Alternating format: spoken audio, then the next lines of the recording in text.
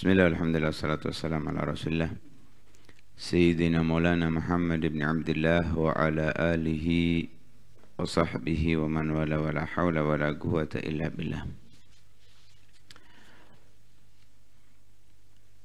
Di dunia ini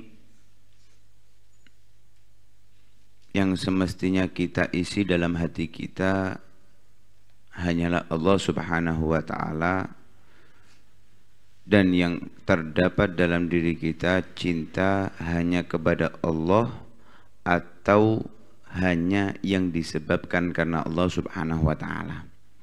Nggak ada cinta yang lain antara cinta kepada Allah atau cinta karena Allah subhanahu wa ta'ala.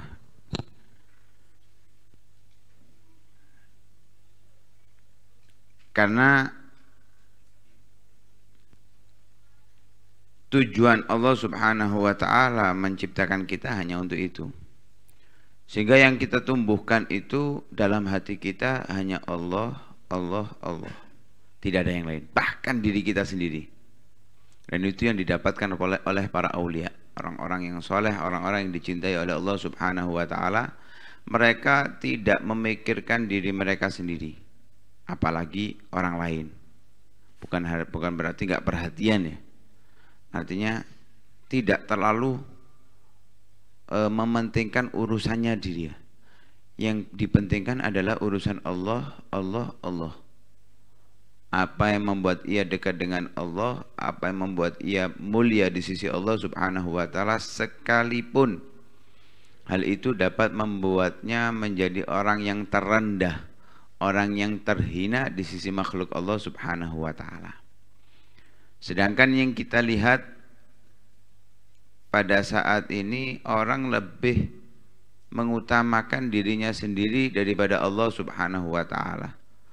Sekalipun hal itu membuat ia rendah di sisi makhluk. Yang penting dia merasa mulia, dia merasa hebat. Padahal kalau diperhatikan dia bukan menjadi orang yang mulia, tapi menjadi orang yang rendah. Karena itu orang yang paling dekat dengan Allah, orang yang dipilih oleh Allah adalah orang yang selalu merasa dalam dirinya adalah rendah. Bukan di sisi makhluk, tapi di sisi Allah. Tidak merasa mulia daripada orang yang lain. Hancur hatinya, rendah hatinya bila membandingkan dirinya kepada orang lain. Jadi semua dianggap lebih mulia dari dia. Tidak ada yang lebih mulia melebihinya. Tapi itu pangkat bukan di sisi manusia. Pangkat bukan di sisi makhluk, tapi pangkat di sisi Allah subhanahu wa ta'ala. Dia selalu merasa rendah. Sehingga tawadhu itu sudah mendarah daging dalam dirinya. Nah, seperti yang sering kita dapatkan cerita daripada para aulia, orang-orang soleh dari zaman dahulu, seperti Uwais Al-Qarani ya, bahkan dari anjing beliau masih merasa lebih rendah ya, dengan mengatakan injustus sirat fa ana khairun minka wa illam ajusi sirat fa anta khairun minni. Kalau aku bisa melewati sirat, artinya bebas dari neraka Allah, maka aku lebih baik dari kamu.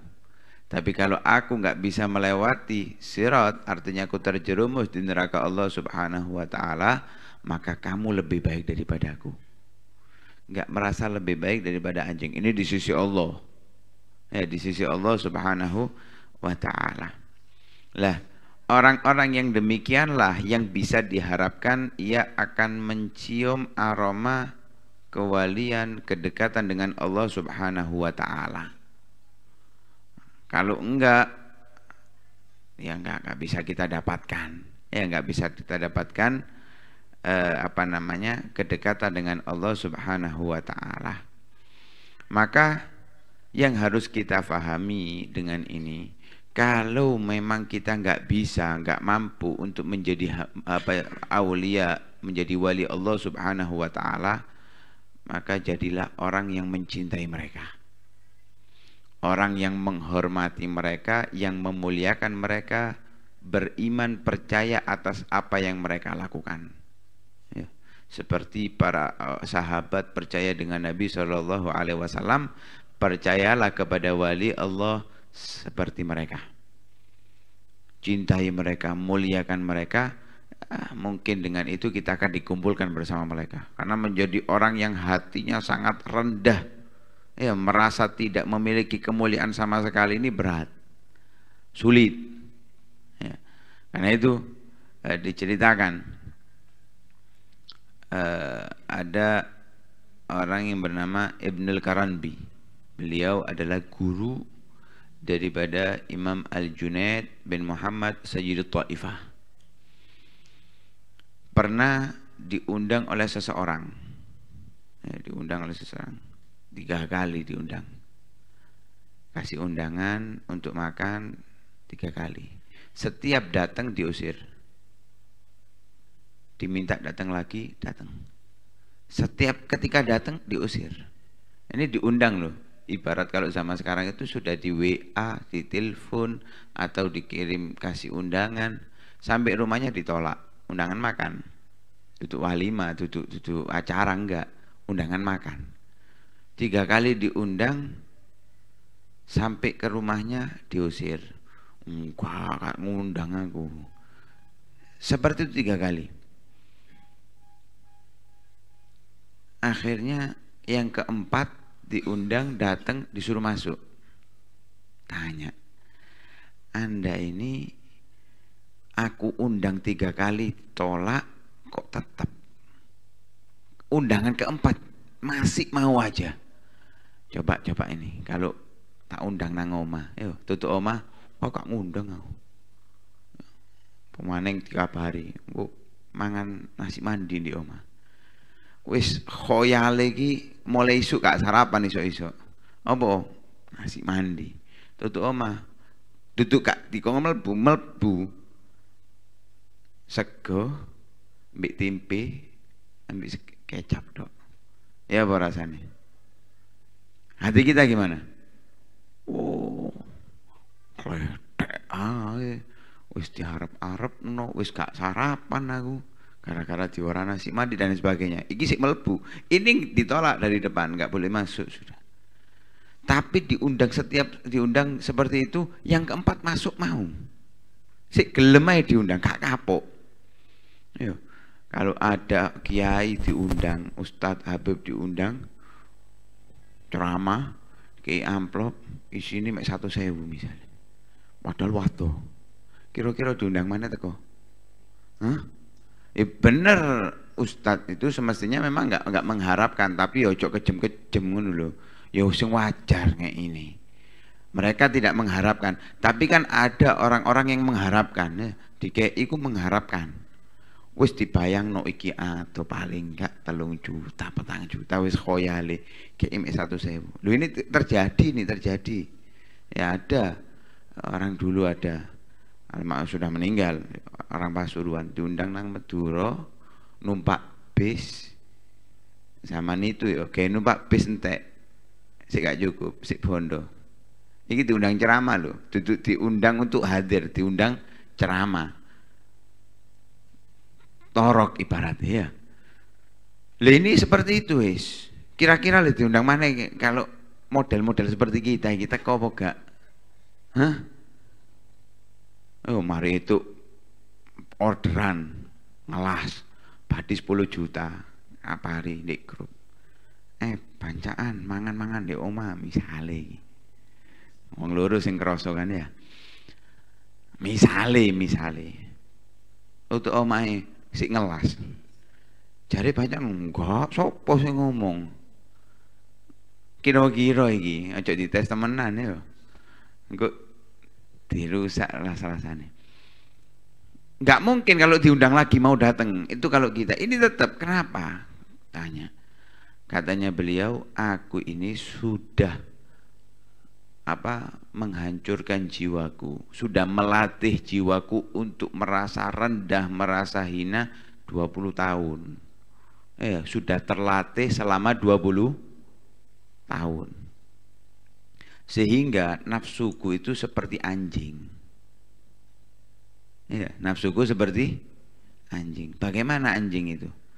Anjing itu kalau diusir, dia akan lari getaken. Ayo.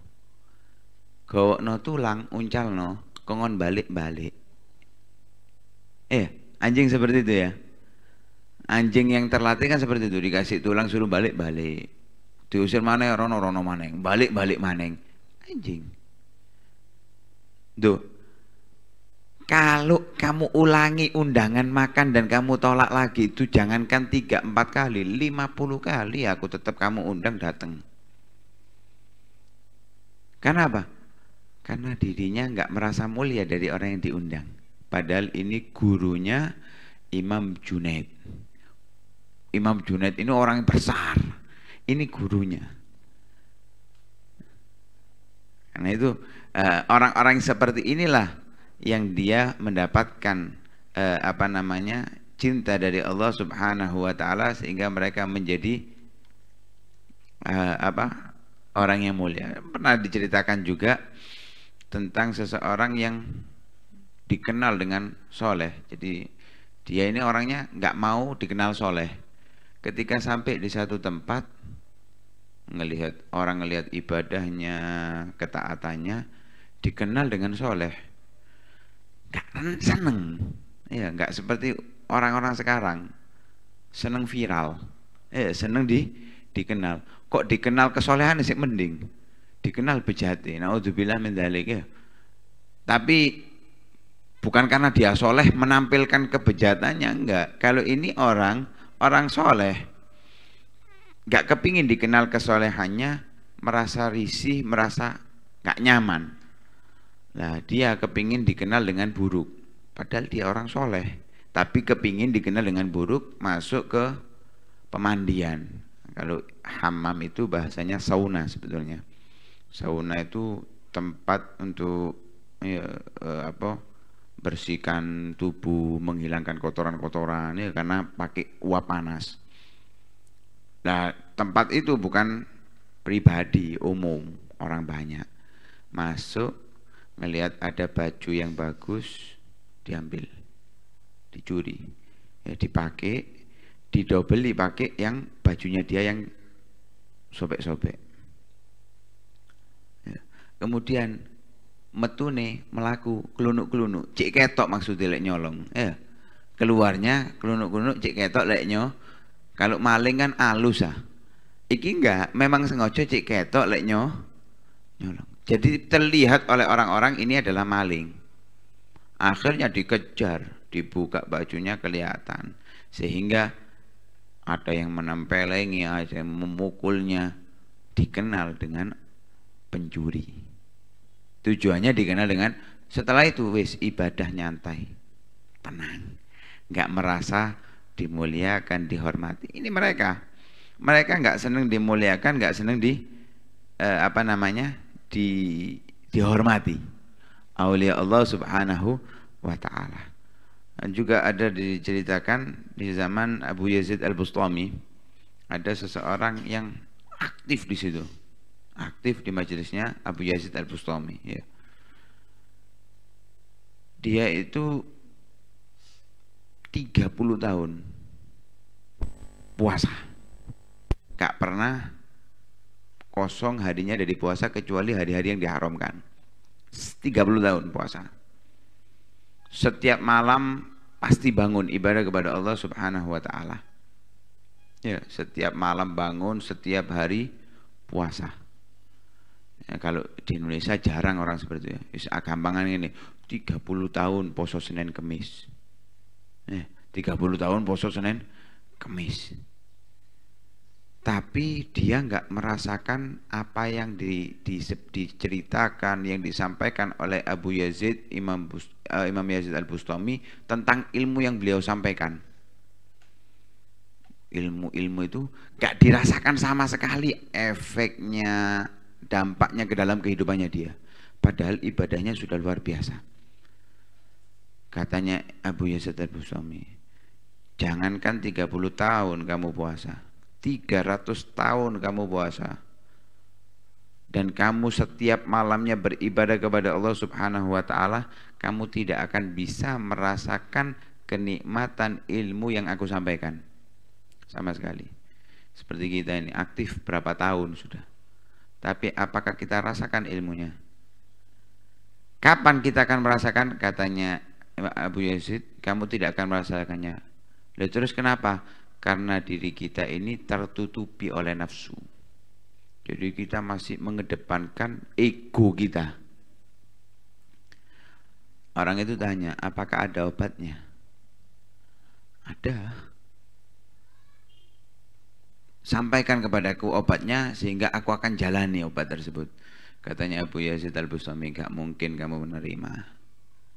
Ya, ibarat kalau kata kasar-kasarnya, kamu ini cengkal, gak mungkin nerimo. Wis tahlah sebutkan, nanti aku akan menjalankan. Ya wis.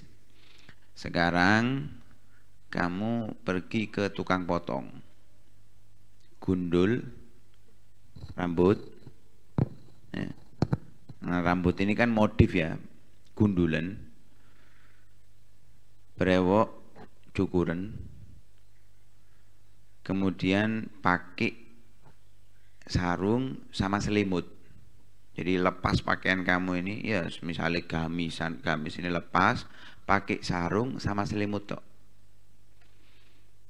Kemudian kalungkan satu kalung yang isinya kacang.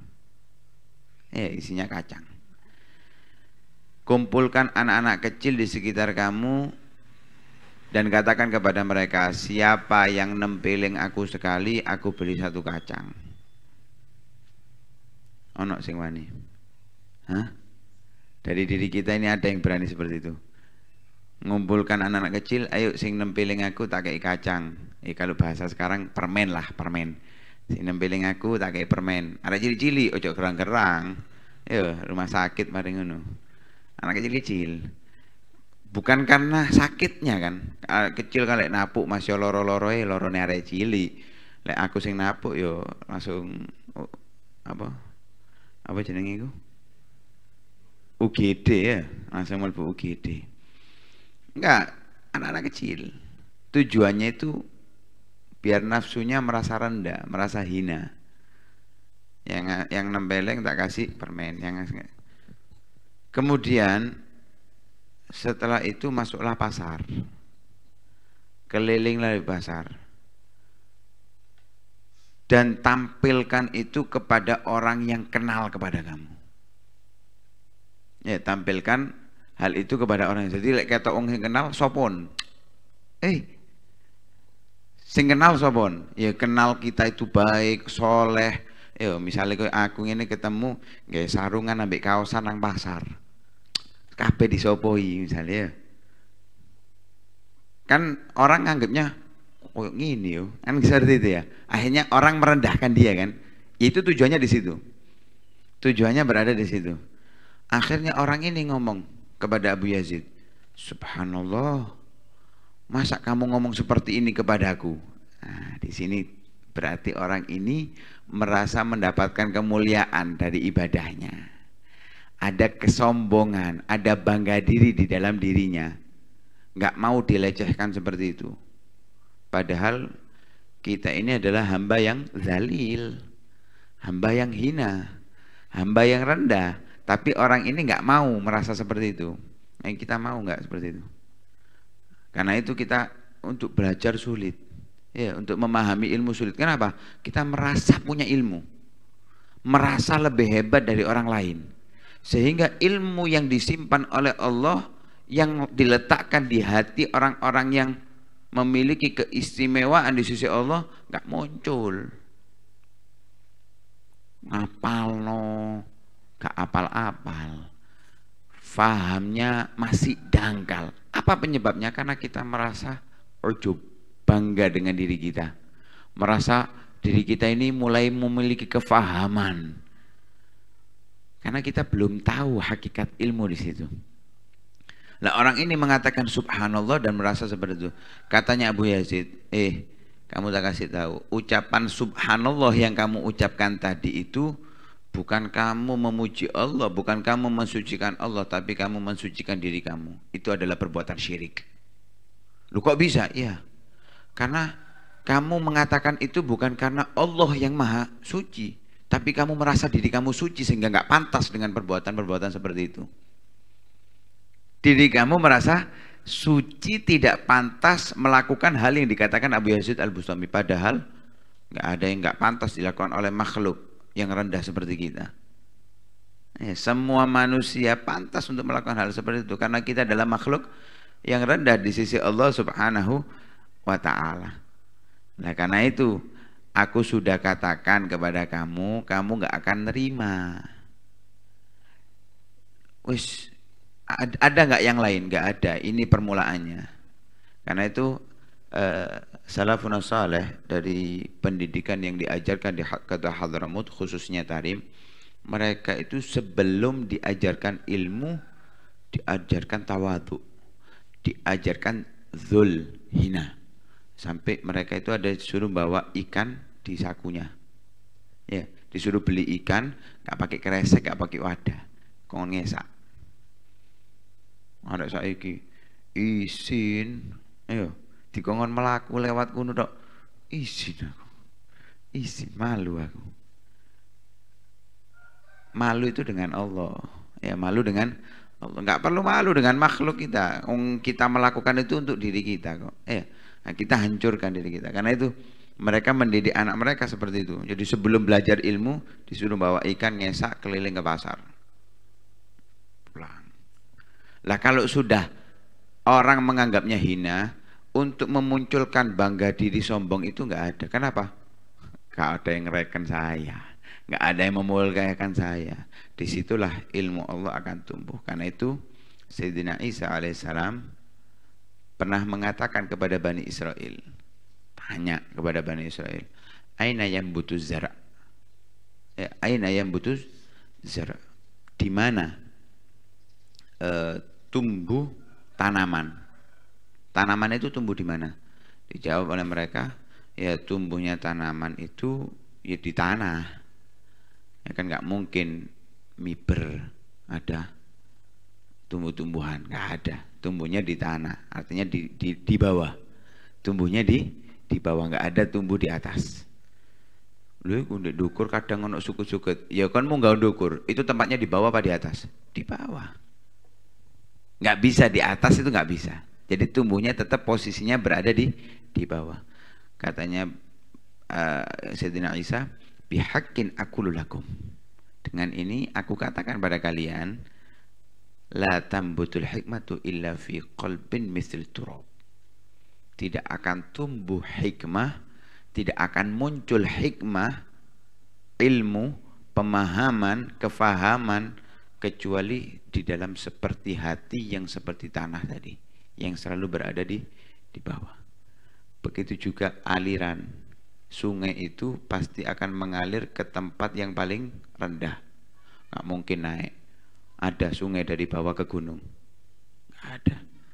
Di mana sungai itu? Sungai aliran air terakhir itu ke tempat yang paling rendah. Mana yang paling rendah? Lautan. Laut itu lebih rendah dari daratan.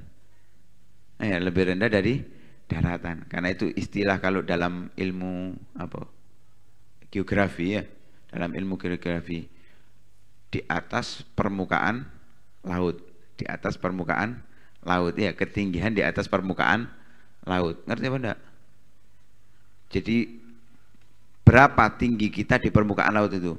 Ada yang 10 meter, ada yang 20 meter, ada yang 100 meter, ada yang 200 meter. Ya, ketinggian di atas permukaan laut. Karena kita posisinya lebih tinggi. Laut itu. Lihat laut bisa mengemban berapa banyak air. Bukan ratusan, bukan ribuan, jutaan liter, miliaran liter ada di laut. Begitu juga ilmu. Semakin rendah hati kita, ilmu semakin banyak akan masuk kepada kita. Semakin rendah diri kita, akan semakin banyak ilmu yang akan kita dapatkan. Lah, disinilah kita harus memengerti, harus kita fahami. Orang-orang yang memiliki hati seperti ini, yang tidak pernah memikirkan bahkan dirinya sendiri adalah orang-orang yang dicintai oleh Allah, yang mendapatkan titel walinya Allah Subhanahu wa taala, dan merekalah yang harus kita cari. Kita cari orang yang seperti ini, bukan yang berpenampilan. Ya, bukan orang yang terkenal, enggak. Lu kalau ilmu dari siapapun bisa kita ambil, tapi keberkahan kita cari dari orang seperti itu.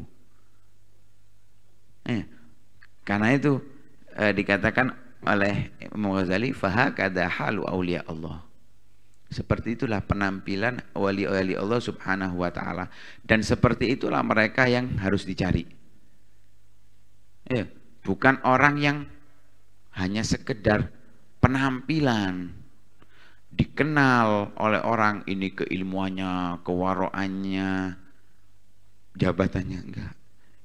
Ya ada wali-wali Allah Subhanahu wa taala yang penampilannya bersih, tapi banyak dari wali-wali Allah yang tidak terlihat penampilannya. Dan itu yang harus sering kita dekati. Karena itu Allah mengatakan dalam satu hadis qudsi, auliya'i tahta kubabi. Wali-waliku itu berada dalam lingkupku. La ya'rifuhum ghairi. Tidak ada yang mengetahui mereka kecuali aku. Nah, karena kita nggak tahu, maka semestinya kita husnudzon kepada semua orang, khususnya orang-orang yang nggak pernah kita kenal. Khususnya karena mungkin mereka adalah wali-wali Allah Subhanahu wa taala yang disembunyikan, yang kita nggak ngetahui. Karena itu kalau ada orang minta-minta, kita nggak boleh membentaknya. Kalau menolak dengan lembut. Khawatir dia adalah wali Allah Subhanahu wa taala yang menyamar, yang tidak mau tampil, tidak mau dilihat oleh orang atas kemuliaannya, selalu merendah. Ya, seperti Sayyidina Khadir alaihissalam. Seringnya penampilannya penampilan compang-camping ketika bertemu dengan wali-wali Allah yang lain. Mereka Sayyidina Khadir nggak pernah berpenampilan yang mewah, yang megah, enggak. Karena untuk menguji kita apakah kita mau berhusnudzon kepada mereka. Karena itu Rasulullah Shallallahu Alaihi Wasallam mengatakan, rubba ash'ath aghbar dhi tamrain la yu'balah lau aksama 'ala Allahi la bala abarrah. Berapa banyak ada orang compang-camping, bajunya sobek, berdebu, nggak terawat, dan orang nggak ngereken, nggak dihiraukan oleh orang. Kalau dia mau mengangkat tangannya memohon kepada Allah, langsung diijabahi oleh Allah Subhanahu wa ta'ala. Karena itu kita tumbuhkan husnudzon kepada aulia Allah, kepada seluruh manusia. Dalam hati kita, kita anggap orang selain diri kita lebih mulia dari kita. Kita harapkan doa-doanya, keberkahannya, sehingga kita menjadi pecinta mereka dan dikumpulkan bersama mereka kelak di hari kiamat. Amin, amin ya rabbal alamin. Sallallahu alaihi wasallam Muhammadin wa ala alihi wasallam. Alhamdulillahi rabbil alamin. Innal qana'ata kanzun laysa bil fani فغنم هديت أخاي يا عيشها الهاني وعيش قنوعا بلا حرص ولا طمع تعيش حميدا رفيع القدر والشان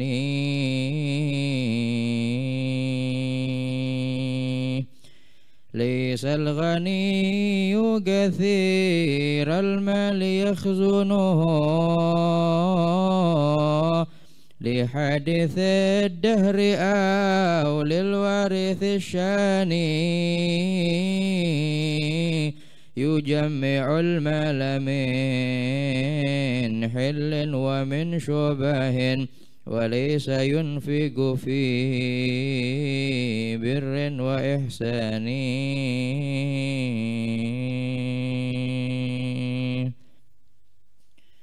شقي بأمواله قبل الممات كما يشقى بها بعده في عمره الثاني إن الغني غني النفس قانعها موفر الحظ من زهد وإيمان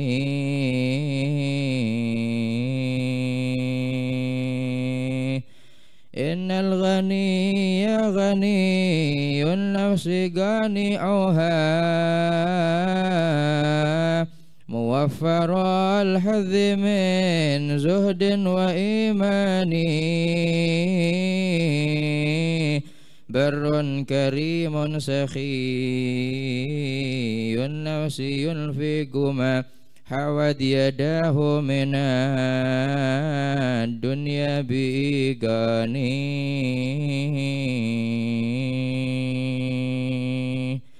منور القلب يخشى الله يعبده ويتقيه بإصرار وإعلان مؤيد راسخ في العلم متبع إثر الرسول بإخلاص وإحسان والحمد لله رب العالمين. سيد مخلوقاتك سيدنا محمد وعلى آله وصحبه وسلم عدد معلوماتك ومداد كلماتك كلما ذكرك وذكره الذاكرون وغفل عن ذكرك وذكره الغافلون.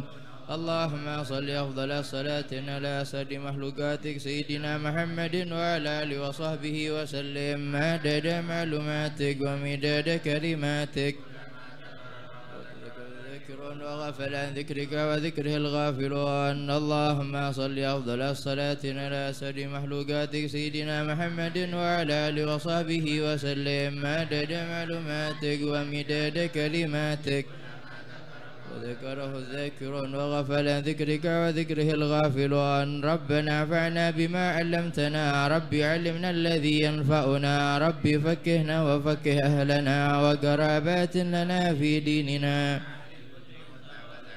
ربي وفقنا ووفقهم لما ترتضي قولا وفعلا كرما وارزق الكل حلالا دائما وأخر الأذكياء علما نهضى بالخير ونكفى كل شر ربنا واصلح لنا كل شؤون واقضي عنا ربنا كل الديون قبل أن تأتينا رسل منون واغفر واستر أنت أكرم من ستر وصلاة الله تغشى المصطفى من إلى الحق دعانا والوفاء بكتاب فيه للناس شفاء وعلى الآل الكرام الشرفاء. اللهم اهدنا بهداك واجعلنا ممن يسار في رضاك ولا تولنا وليا سواك ولا تجعلنا ممن خالف أمرك وعصاك وحسبنا الله ونعم الوكيل ولا حول ولا قوة إلا بالله العلي العظيم. اللهم صل وسلم على سيدنا محمد مفتاح باب رحمة الله عدد ما في علم الله صلاة دائما بدوام ملك الله وعلى آله وصحبه. اللهم اجعل في طاعتك فرحي وسروري وفي مرضاتك جميع أموري. اللهم يا عالم بحالاتي ومطلع على سرائري ونياتي في جميع حاجاتي واغفر ذنوبي وسيئاتي وتجاوز عن خطيئاتي وزلاتي وتقبل جميع حسناتي وسامحني فيما مضى وما يأتي واكتبني في ديوان ساداتي واسلك بي سبيلا في حياتي ومماتي. اللهم إني طامع في عطاك راغب في رضاك مستسلم لقضاك فاكتبني من أوليائك واسلك بي سبيل هداك وألحقني بأسفياك. اللهم سني بمن يوصلني إليك واجمعني بمن يجمعني عليك ويسر لي من الأعمال الصالحة ما يجب لي زلفى لديك. وصلى الله على سيدنا محمد.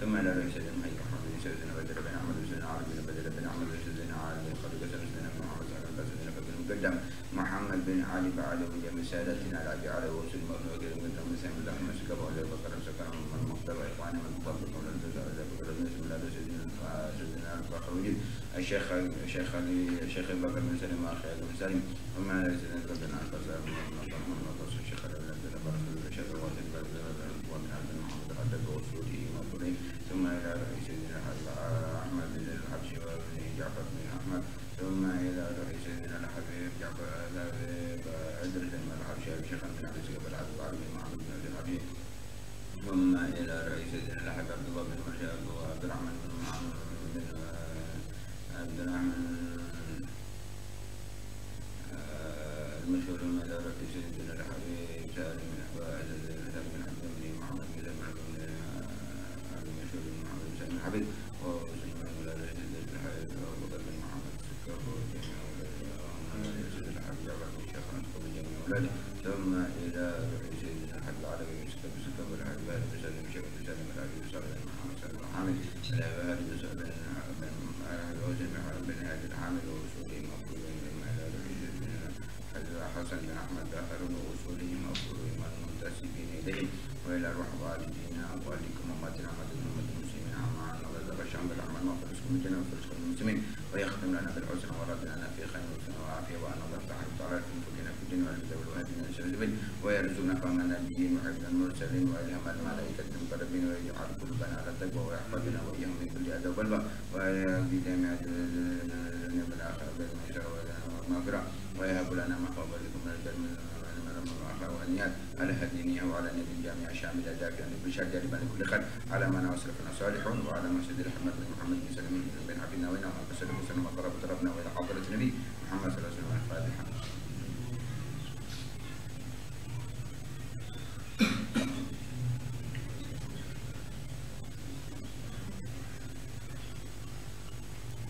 بسم الله الرحمن الرحيم الحمد لله رب العالمين اللهم صل وسلم على سيدنا محمد وعلى سيدنا محمد ربنا تقبل منا انك انت السميع العليم وتب علينا انك انت الرحيم ارحمنا ولا تحرمنا ربنا اتنا في الدنيا حسنه وفي الاخره حسنه وقنا عذاب النار صلى الله عليه وسلم محمد الحمد لله رب العالمين.